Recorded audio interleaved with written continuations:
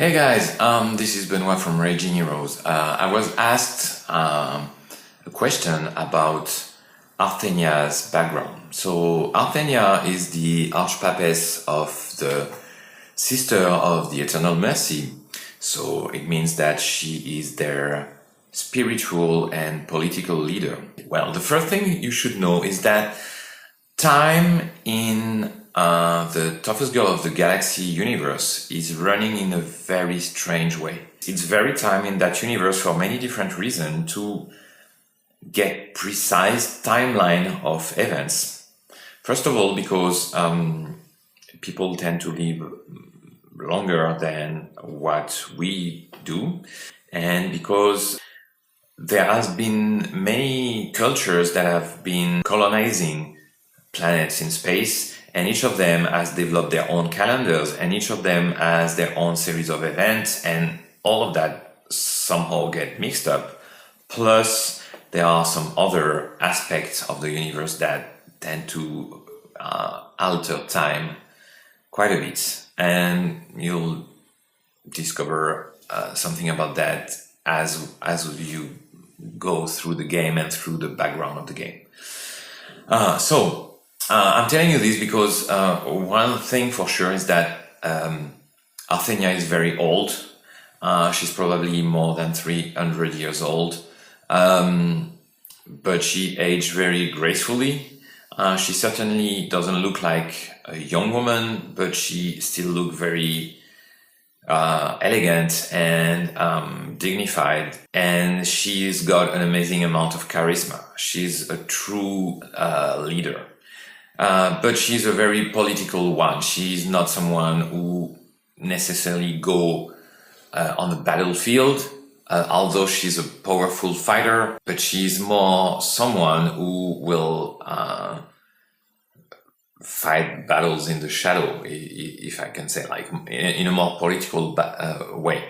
Even if in the game you can field her and play with her as any other characters. One sure thing about her is that she came to power through a very long process of climbing the political ladder, either by making herself very useful and very competent, or through political intrigue, or probably also through more darker means.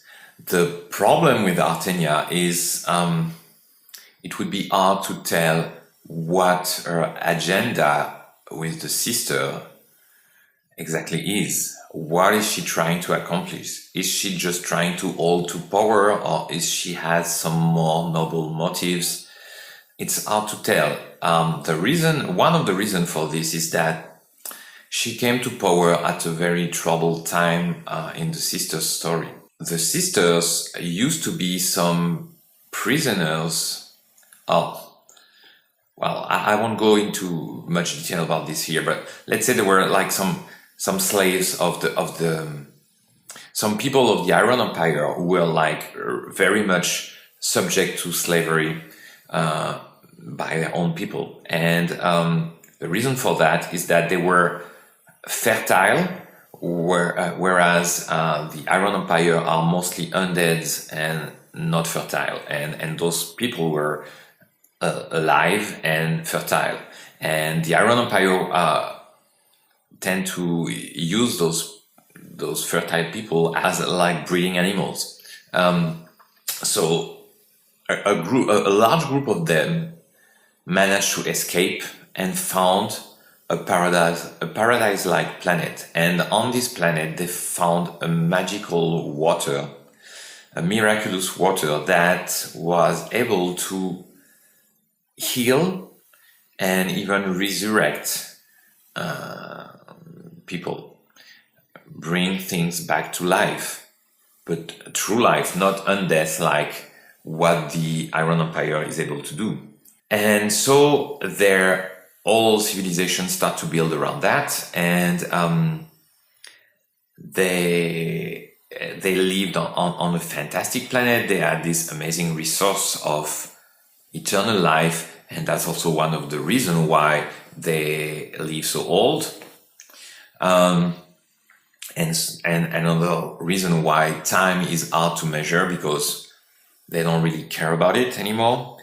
And so, having lived under the oppression of the Iron Empire, they decided that they had to do something for humanity at large, and they started to travel around the galaxy to help any other human colony they could find and try to bring them like their own gospel and their own religion and the power of resurrection that they would carry with them. It all started very well until at one point one of their seers, Santa Dolores, had a terrible vision. In this vision, what she saw is that the whole humanity, and especially the sisters, were under a curse, who meant that if they continue to speak, write, count, code, program stuff, they would invoke like some sort of apocalypse, like they would wake up some monstrous entities that would come and ruin humanity, and that basically the act of thinking and talking and writing things down was just a massive invocation that was built through the story of humanity. And if they would not stop doing that right now, it would come to completion and invoke those terrible things. So they became silent. They stopped counting, they stopped communicating, they stopped writing, and of course their civilization crumbled very quickly. Nobody remembers exactly how long was this terrible dark age, the age of silence. But after that, their fantastic philosophy and the way they would help other people, all of this was destroyed. And the sisters' civilization was rebuilt, but in a much darker way. And that's when Arthenya came to power, fairly early on at that stage. And since then, what was once a very noble and generous order has become a much political one.